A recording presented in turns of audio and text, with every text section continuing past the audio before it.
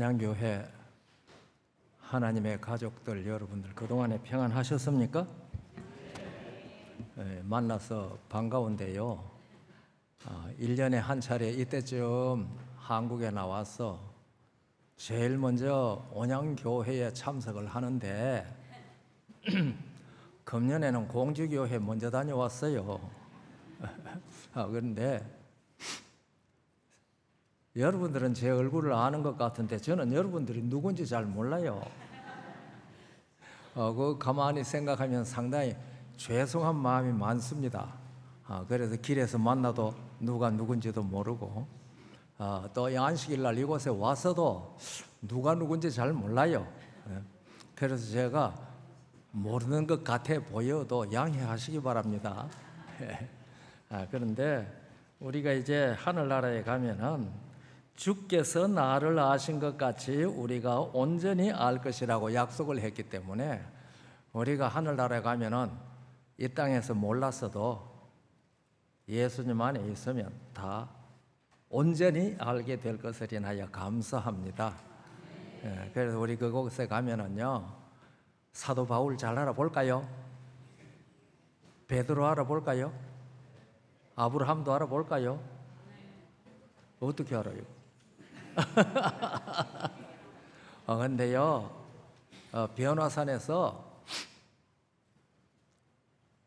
그 세 제자가 예수님 따라 올라갔잖아요. 근데 엘리야하고 모세가 나타났죠. 근데 베드로가 살아생전에 모세, 엘리야 알았습니까? 근데 그 사람 당장 알아봤습니까? 그 사람들 그 성경 보면 알아봤죠? 우리도 그처럼 온전히 알 것입니다. 여기서 좀 몰라도 하늘나라 다 같이 가면 우리가 그곳에서 주께서 우리를 아신 것 같이 우리가 온전히 아는 그런 경험에 이를 것이라고 믿고 안심합니다. 감사합니다. 그리고 오늘 예배에 참석하셔서 감사합니다. 그런데 제가 하나 여쭈어봐도 되겠죠? 우리 지금 이 자리에 참석하신 온양 성도 여러분들은 예배 행사에 참여하신 분입니까? 예배하시는 분들입니까? 확실히 잘 물어보세요. 우리가 예배 행사에 참여한 사람인지 내가 참으로 예배하는 사람인지 그 우리 자주 물어봐야 될 것 같아요. 예배 행사에 참여한 사람은 종교인입니다. 종교 행사에 참여한 거거든요. 그러나 예배하는 사람들은 신앙인입니다. 우리 온양교회 모든 성도들은 다 신앙인이 되기를 바라는 마음이 간절합니다. 독일 어느 도시에요.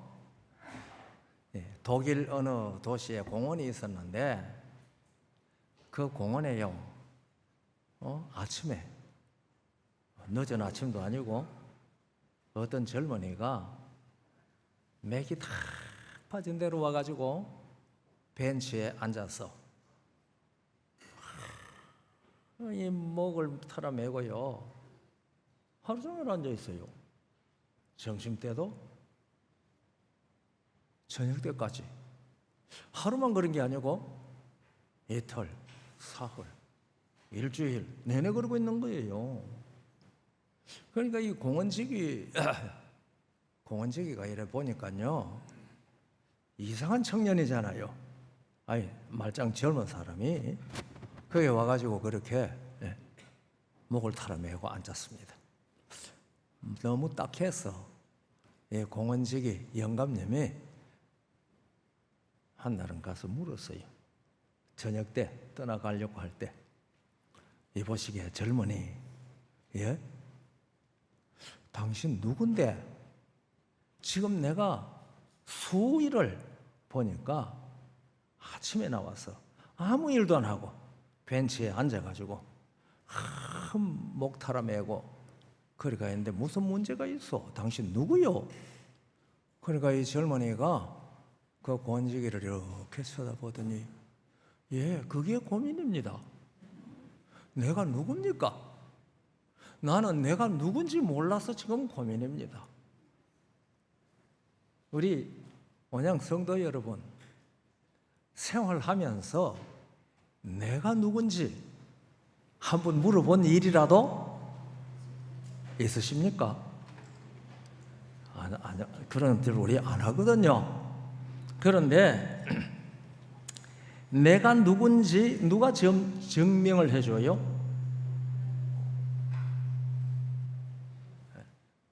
내가 누군지 누가 증명해줘요? 하나님까지 멀리 가지 말고요. 부모님이 증명해줘요.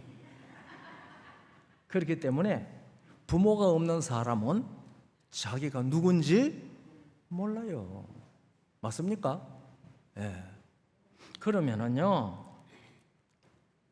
우리들은 어떻게 존재하게 되었습니까?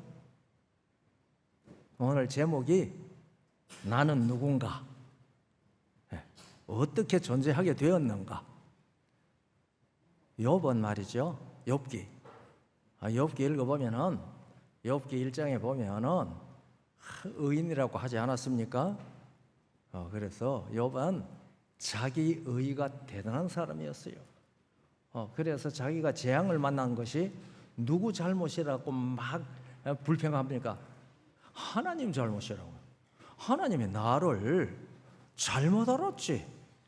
우리가 잘 알고 있는 욥기 23장 10절입니까? 그가 나를 연단하신 후에 내가 정금같이 나오리라. 우리 성경에 그렇게 번역되어 있지 않습니까? 저 그 번역 참 좋기는 좋아요.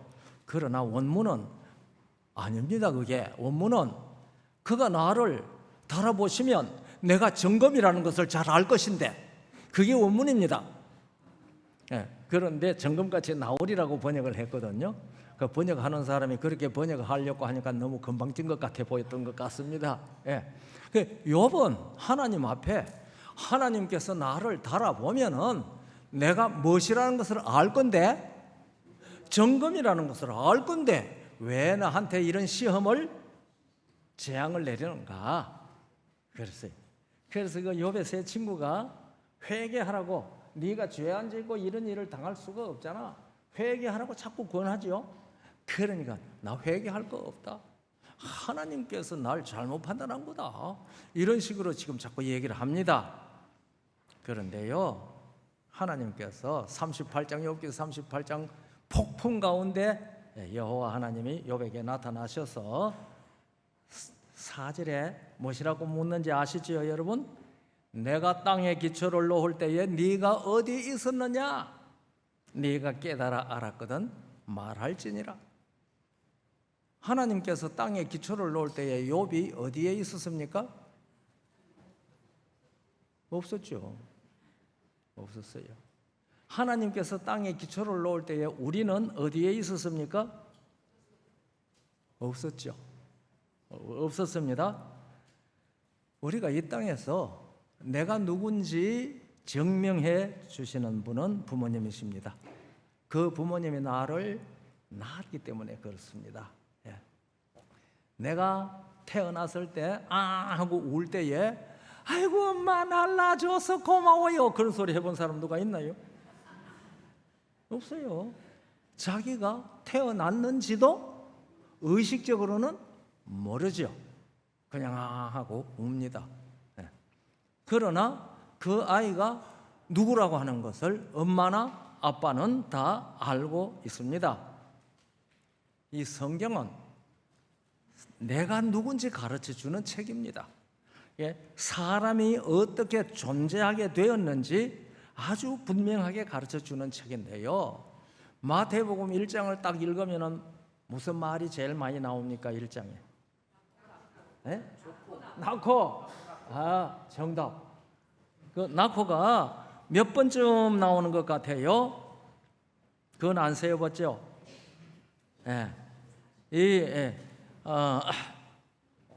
낳고라고 하는 말이 1장에 13구절에 36번 나옵니다. 많이도 나오죠. 낳고. 그래서 처음 교회에 나오는 사람들이 마태복음부터 신약성경부터 구약 안 읽고 신약 잘 읽죠. 읽다가 무슨 말이 자꾸 나오면 꾸벅꾸벅 졸아요. 낳고. 그러다가 이제 존다 그 말이죠. 그런데 이 낳고라고 하는 말은 아주 중요한 말입니다. 중요하니까 그 1장 13절 짧은 절 안에 얼마나 자주 말했어요? 36번이나 말했어요. 낳고. 네. 헬라 원문도 낳고입니다. 낳고. 게나오. 낳고입니다. 그런데 이 말은요, 사람이 이 세상에 존재하게 된 것을 말하는 표현입니다. 그런데 우리가 성경을 읽으면서 이런 말씀들이 인간 구원과 어떻게 관계가 되어졌는지 별로 생각들 안 하고 에휴 지겹다. 낳고 36번이나 읽어나가니까 그러죠. 그 성경에는 뭐가 많습니까? 낳고 얘기하려고 하니까 무엇이 많이 나올 수밖에 없어요?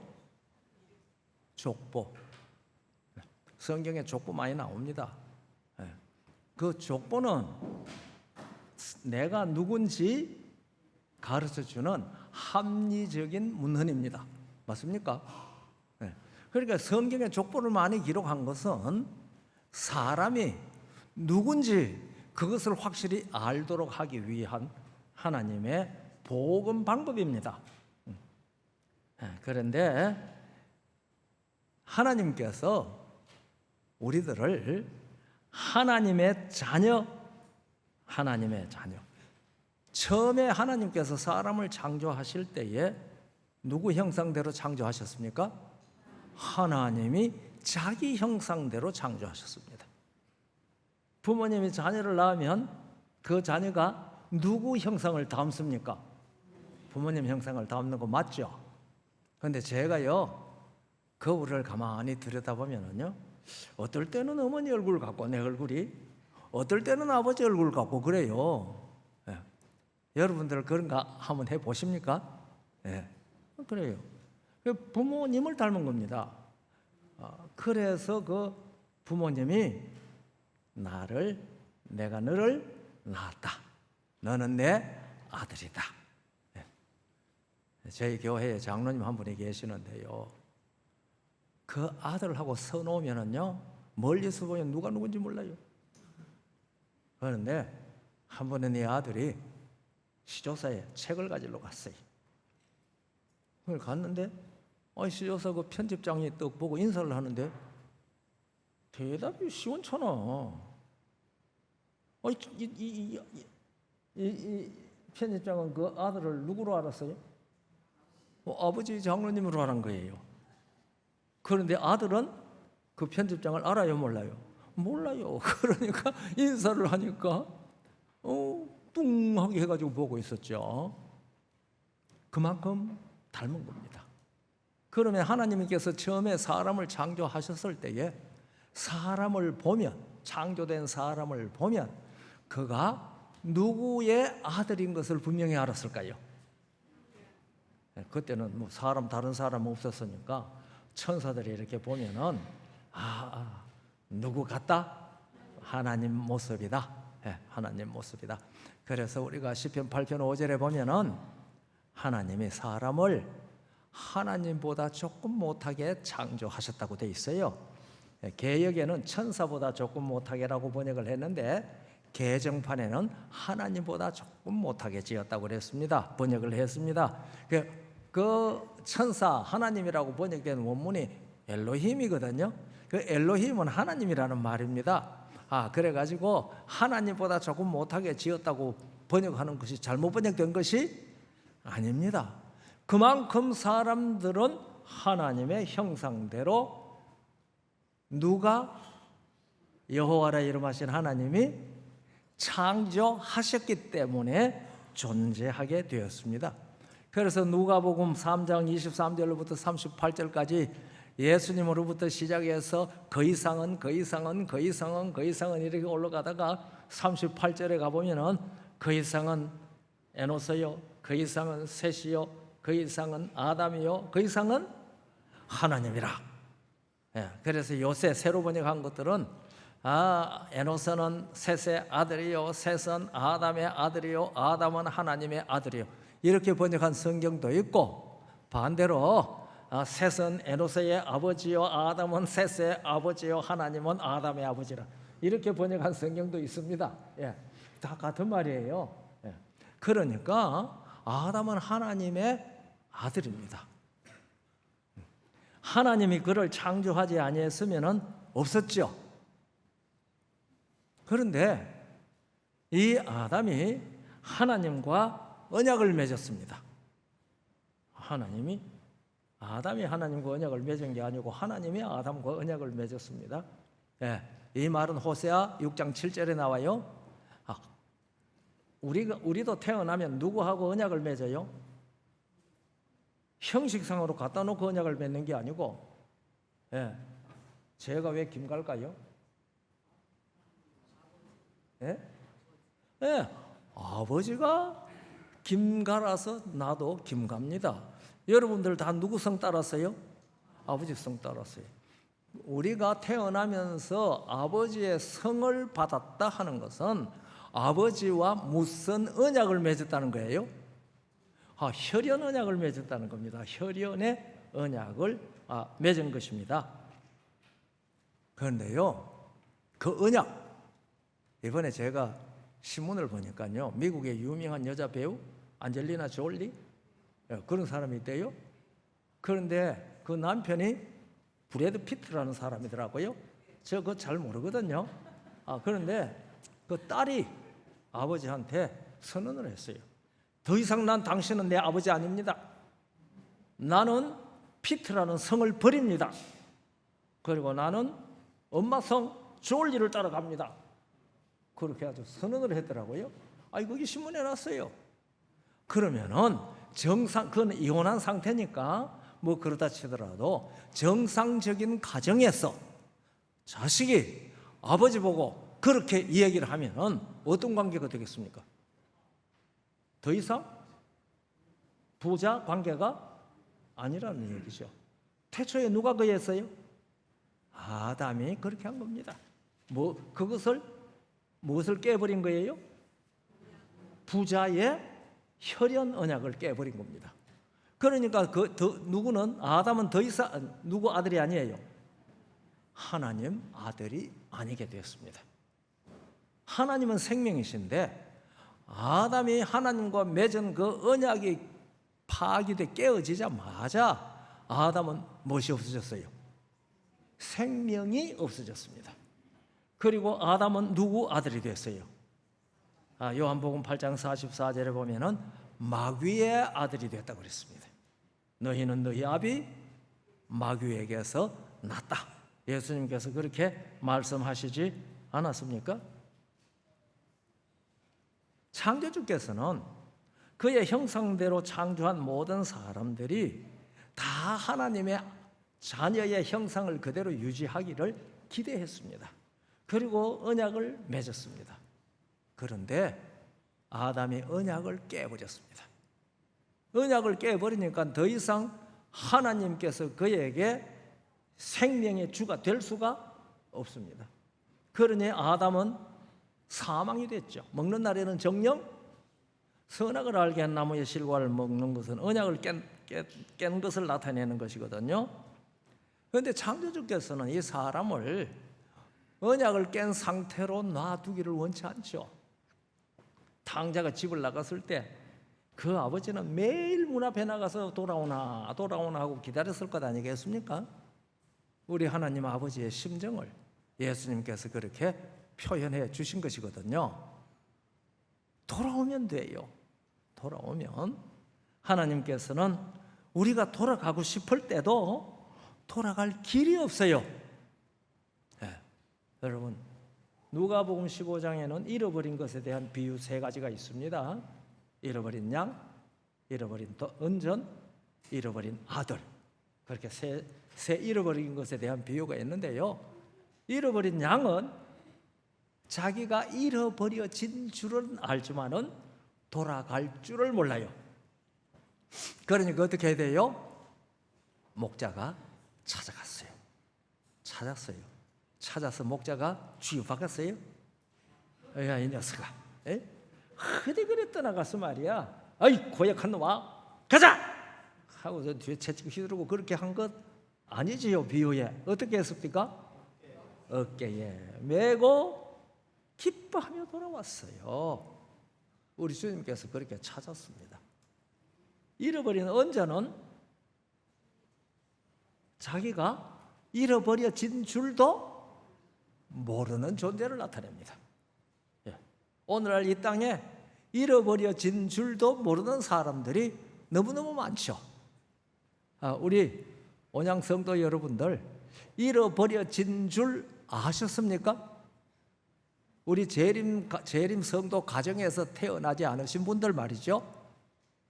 자기가 잃어버려진 줄도 몰랐는데 찾는 사람이 찾았을 때에 비로소 내가 잃어버려진 자구나, 그걸 이제 알게 되죠. 그래서 하나님 앞에 나와서 나는 잃어버려진 자였습니다 하고 고백하는 거, 그거 회개예요. 그리고 잃어버린 아들은 무엇일까요? 잃어버려진 줄도 알고 또 돌아갈 줄도 아는 잃어버린 사람들입니다.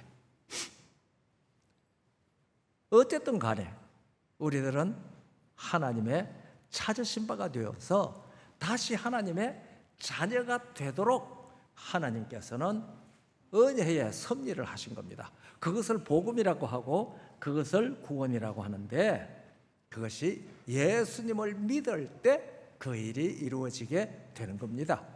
예수님은 본질적으로 하나님의 아들이 아닙니다. 예수님은 본질적으로 여호와 하나님 아버지와 동등하신 영존하시는 아버지셨습니다. 이사야 9장 6절에 그렇게 말했습니다. 이는 한 아기가 우리에게 낳고 한 아들을 우리에게 주신 바 되었는데 그 어깨에는 정사를 메었고 그의 이름은 기메자라 모사라, 그 다음 뭐라고 그랬어요? 전능하신 하나님이라. 그 다음에 영존하시는 아버지라. 누가요? 아들로 이 땅에 오신 그분이 원래 신분은 전능하신 하나님이요 영존하시는 아버지셨습니다. 그런데 언제 아들 되셨어요? 우리가 예수님을 하나님의 아들 하잖아요. 왜 우리가 예수님은 영원 전부터 삼위일체로 계실 때 아들로 계셨다 이렇게 착각을 하도록 되어 있어요. 그런데 이사야는 그렇게 착각하지 말라고 우리에게 가르쳐 줍니다. 그래서 이 예수님은 이는 한 아기가 우리에게 낳고 한 아들을 우리에게 주신 바 되었는데, 예수 그리스도를 하나님께서 우리에게 주실 때 무슨 신분으로 주신 거예요? 하나님의 아들의 신분으로 주신 겁니다. 그래서 예수님께서 이 땅에 오셔서 하나님을 계속 무엇이라고 불렀어요? 아버지 불렀어요. 얼마나 그 관계가 돈독했던지요. 겟세마네 동산에서 기도하실 때 마가복음에 보면은 뭐라고 기도하신지 아시죠? 아빠. 여러분 마가복음을 보면요, 아버지요 그렇게 기록되어 있습니다. 그 요새 개정판에는 아버지요 그렇게 번역을 했습니다. 그 아바라는 말이 아빠라는 말입니다. 그 절체절명의 순간에 우리 주님, 전능하신 하나님, 영존하신 아버지셨던 그분이 그곳에 와서 아빠 하고 부르셨어요. 왜요? 우리가 다 누구 자식이 됐는데? 마귀 자식이 됐어요. 그 마귀 자식이 된 그 자식들을 대신해서 전능하신 하나님이시오 영존하신 아버지셨던 그 분이 사람이 되어 육신으로 하나님의 아들의 신분으로 오시고 그 아담을 대신하여 지금 죽으셔야 합니다. 그리고 부활하심으로 무엇을 회복하신 거예요?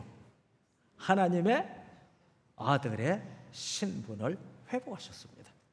그래서 우리가 아담 안에서 다 마귀의 자식이 되어서 사망의 존재가 되었는데, 이제 예수님을 우리가 믿기만 하면 예수님 안에서 무엇을 회복하는 겁니까? 아들의 신분을 회복합니다. 그래서 우리가 다 누구를 아버지라고 불러요? 여호와 하나님을 아버지라고 부릅니다. 우리가 아버지라고 부르는 것은 그냥 아버지이기 때문에 아버지라고 부르기도 하겠지만, 그 말에 담겨있는 뜻은 당신은 나의 존재와 생명의 근원입니다 하는 것을 고백하는 말입니다. 그래서요, 아버지가 좀 못났어도, 아버지가 자식에게 사랑을 잘 못 나타냈어도 그는 공경의 대상이 되어야 됩니다.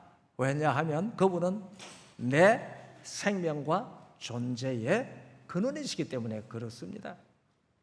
그래서 오늘날 가정에서요, 어린아이가 자랄 때 이 교육을 말씀 안에서 잘 시켜야 합니다. 그래서요, 우리 다 아이들 생일잔치 잘해줘요. 생일에는요, 누가 대접받아야 돼요? 엄마가 대접받아야 돼요. 그런데 엄마가 이 아이 대접 잘해주려고 아이 요구대로 다 해주잖아요. 거꾸로도 해도 보통 뒤집어 댄 게 아닙니다. 그러니까 그 요새 이 소위 문화 트렌드가 그러니까 아이한테 그런 일을 해줄 때도 그 아이에게 가르쳐 줘야 합니다. 이걸 가르쳐 줘야 돼요. 그래서 부모를 공경하라고 하는 거, 그때 공경하는 걸 가르쳐야 돼요. 무엇이든지 하자고 하는 대로 오냐 해놓으면은 나중에 자라가지고 부모 공경할까요? 안 합니다. 그렇게 배웠는데요. 그 자식 잘못이 아니고 부모 교육 잘못입니다. 우리 성경을 믿는 성도들은 이거 잘 시켜야 돼. 잘 교육 잘 시켜야 됩니다. 그런데 그렇게 어릴 때부터 신앙 교육도 그렇게 시켜놓으면 늙어서도 그 길을 떠나지 않을 것이라고 잠언이 약속하지 않았습니까? 우리 온양교회 성도들 가정에서 정말 그렇게 자녀들을 가르쳐주는 일 대단히 중요하다고 생각을 합니다. 그러면은 우리는 부모에게서 태어나서 존재하잖아요. 그러면 하나님의 자녀가 되려고 하면은 어떻게 해야 될까요? 우리 찬양대원들, 하나님의 자녀가 되려면 우리가 어떻게 해야 될까요?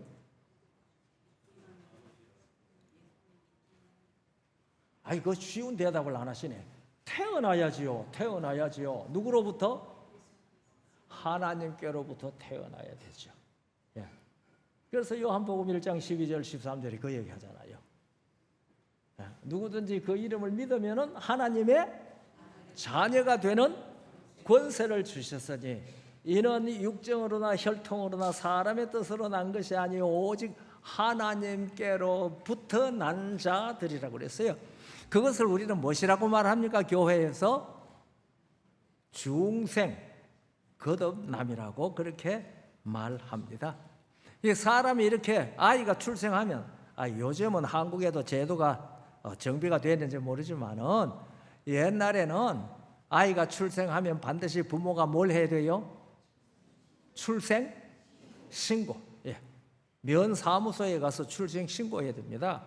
그런데 아이가 빌빌거리고 아프고 그런 모습을 보다가 이게 살라나 죽을라나 그래가지고 출생 신고가 늦게 하는 사람 있죠. 저도 그런 사람 중에 하나거든요. 그래서 제 호적 나이는 내 나이보다가 젊어요. 근데 나중에 얘기 들으니까 이질이 걸려서 이게 죽을 똥 살 똥 그렇게 기다려 봤대요. 왜 호적 신고 안 했냐 하니까 내 위로 형이 둘이 있었는데 다 이질 일찍 죽었대요. 한두 살 때. 그런데 이게 또 이질이 걸렸어. 그때 이질이 흔했습니다. 그러니까 이게 살라나 죽을라나 우리 어머니가 기도를 얼마나 했겠어요. 제게 늘 들려주시는 얘기가 내가 태중에 있을 때 너는 장차 주의 종이 되라고 내가 기도를 얼마나 열심히 했는지 모른다 그러시더라고요. 그래서 아마 그렇게 기도하셨을 것 같아요. 한나처럼 살려주십시오. 주님의 종으로 바치겠습니다. 그렇게 기도하시지 않았을까? 그런 생각을 제가 좀 해봅니다. 그런데 우리 온양 성도 여러분, 거듭나셨습니까? 거듭나지 아니했으면 무엇이 아니에요? 하나님의 자녀가 아닙니다. 무엇일 수는 있어도, 교인일 수는 있어도 하나님의 가족은 아닙니다. 그런 거로 우리는 반드시 출생해야 됩니다. 하늘나라에 출생해야 합니다. 우리가 이 땅에 태어나면은 호적 신고하듯이 우리가 하늘나라에 출생하면은 하늘나라에도 호적 신고할까요? 하늘나라에도 우리가 태어나면은 호적부에 등록할까요? 할 것 같아요? 안 할 것 같아요? 예. 우리가 시편 87편 6절에 보면은 등록하신다고 그랬어요. 거기 이렇게 되어 있습니다. 여호와께서 민족들을 등록하실 때에는 그 수를 세시며 이 사람이 거기서 났다, 시온에서 났다. 그래서 우리들은 각각 다른 성을 가지고 있어도 본은 한 본이에요. 그 본이 무엇일까요? 시온에서 났다고 하지 않았습니까? 그러니까 우리 시온 김가, 시온 이가, 시온 황가, 시온 은가 다 시온에서 났습니다. 본이 한 본이에요. 왜? 우리는 물과 성령으로 거듭날 때 하늘에서 난 거죠. 거듭났다는 헬라 말은요, 아노덴 게나온데 아노덴이라는 말이 위에서 난다 그런 말입니다. 위로부터, 하나님께로부터 난다 그 말입니다. 그러니까 우리 온양 성도 여러분들은 다 어디로부터 난 사람입니까? 하늘로 하나님께로부터 난 사람들입니다. 그렇게 돼야만 하나님 나라에 존재하는 겁니다. 그렇게 되지 아니했으면 하나님 나라에 존재하지 않습니다. 사실인지는 모르지만은 중국에서는요, 하나 낳아가지고 잘 길러라고 한참 얘기할 때에 둘 낳아놓으면은요, 그 다음부터는 호적 신고 안 한대요. 그러니까 호적 신고 안 한 인구가 엄청 많다 이러더라고요. 그러면은 실제적으로는 있는데 어디에는 없어요? 국가에는 없어요. 그래서 우리가 예수 그리스도를 믿어서 물과 성령으로 거듭나서 하나님 나라에 뭘 반드시 해야 돼요? 호적 신고해야 돼요. 그게 무엇일까요? 그게 침례식입니다. 침례식. 제가 시간이 없어서요, 자세히 설명할 수 없어요. 그게 침례식입니다. 그 침례식 하는 것은 하늘나라에 등록하는 예식입니다. 하늘나라에. 그런데 이 세상에서는 그 등록하는 것을 가리켜서 무엇이라고 그래요? 호적 신고라고 그러죠. 출생 신고라고 그러죠. 그런데 그 호적부라고 말하지 않습니까? 요새는 뭐라고 그러는지 모르겠습니다. 예? 가족 뭐라 그럽니까? 하여튼 호적부 그렇게 하잖아요. 가족관계, 가족관계 증명서입니까? 그렇잖아요. 그런데 하늘나라 호적부는 이름이 무엇일까요? 생명책. 하늘나라 호적부 이름이 생명책입니다. 그러니까 우리가 하늘나라 호적부에 이름이 기록되어져 있어야 우리는 하나님의 백성이고 하나님의 자녀입니다. 자, 그렇게 해서 하나님의 자녀가 됐으면 우리 모습에 누구 모습이 보일까요? 하나님의 형상이 보여야죠. 우리 언양 성도들 일상생활에서, 가정에서 남편은 아내에게, 아내는 남편에게, 부모는 자녀에게, 자녀는 부모에게 하나님의 형상을 나타내고 있습니까? 누구 말따나 제가 어떤 설교를 들으니까 그런 것도 안 하려고 교회 왜 나오냐고 그러더라고요. 네. 그러니까 제가 그 말을 들으면서 그 말 맞네 그랬어요. 그러니까 우리 온양 성도들은 다 부부 사이에, 부모와 자녀 사이에 서로의 모습 속에 누구의 형상이 보이도록 살아야 됩니까? 예수의 형상, 하나님의 형상이 나타나도록 살아야 돼요. 왜요? 우리가 누구의 자녀니까? 하나님의 자녀이기 때문에 그렇습니다. 오늘 이제 이 얘기 듣고 큰일 났다. 이제 예배 마치고 예배당 문 밖에 나가면서 싸우지 마십시오. 그리고 파트락 하는 데 가가지고 음식 먹으면서 큰 소리 치지 마십시오. 우리 하나님 예수님 이 땅에서 그렇게 안 하셨잖아요. 예수님의 말씀은 모든 사람에게 은혜로웠다고 누가복음 4장 16절 부분 나옵니다. 우리의 언어가 은혜로워야 되는데 앞에서 제가 이런 큰 소리를 하는데 너는 그러냐 하면은 저도 얼굴 사주이고 쥐구멍 찾을 수밖에 없어요. 그러나 무슨 마음은 있어요. 제가 하나 물어볼게요. 우리는 예수님 성도는, 그리스도인은 죄를 짓는 사람이다. 죄를 지을 수 있는 사람이다. O일까요? X일까요?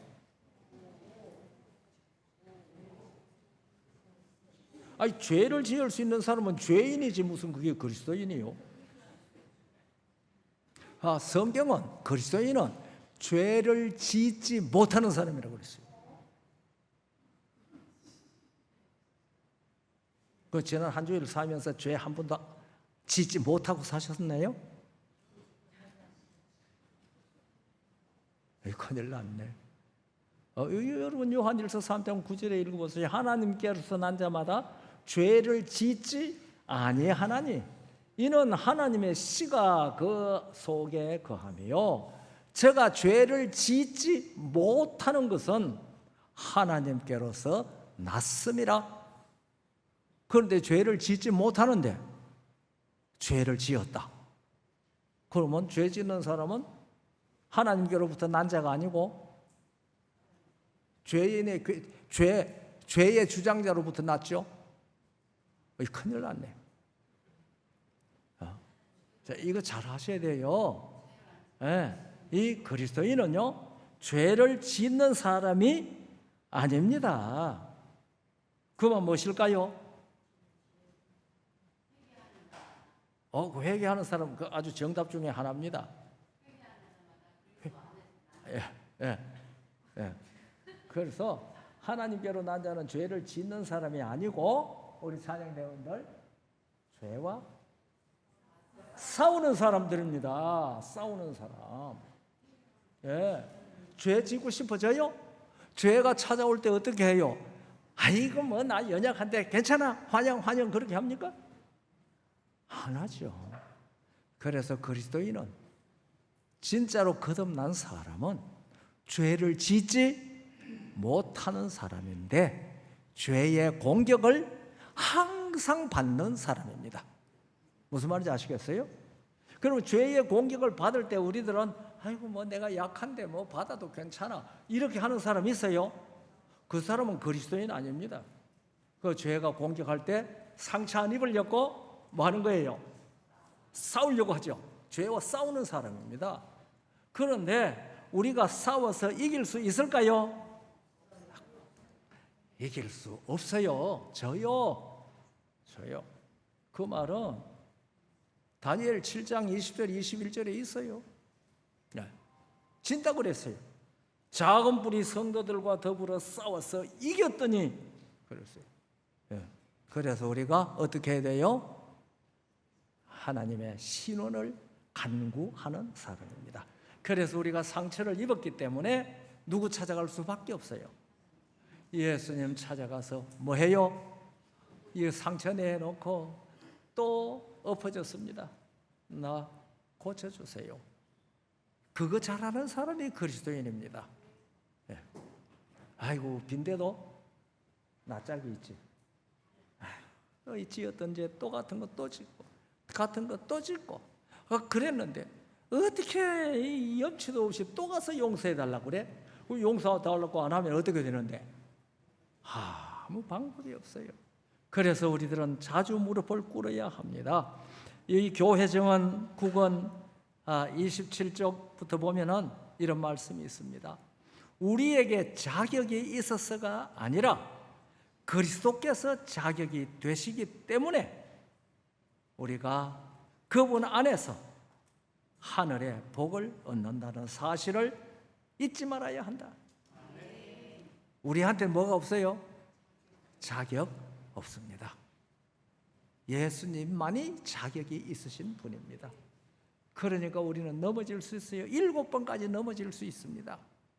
그러나 일어나는 사람입니다. 잠언 24장 16절 있죠. 의인은 7번 넘어져도 다시 일어나리. 회개할 줄 아는 사람이라는 말입니다. 그렇다고 해서 마음 놓고 넘어지고 또 회개하지 또 회개하지 그러지 마세요. 그 사람은 뭐 안 하는 사람이에요. 죄와 더불어 싸우지 않는 사람입니다. 싸워도 이기지 못할지언정 싸웁니다. 아무쪼록 제가 이제 말씀을 마쳐야 되겠거든요. 우리들이 예수 그리스도로 더불어 하늘에 등록되어져 있는 하늘에 존재하는 태어난 사람들. 그래서 예수님께서 하나님께서 우리를 보고 네 이름이 내 손바닥에 새겨져 있다.